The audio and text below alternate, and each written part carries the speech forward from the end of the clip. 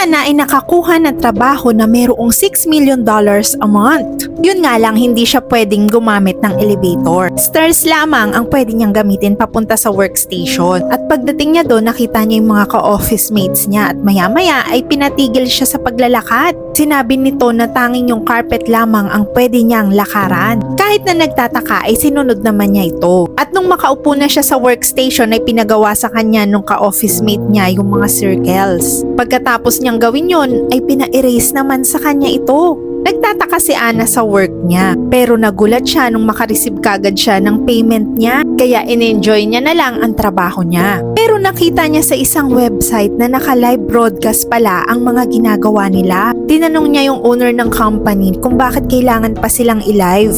Pero sinabi nito sa kanya na wag na siyang magtanong at magtrabaho na lang. Pero agad namang nag-resign si Ana dahil gusto niya ay may privacy siya sa work.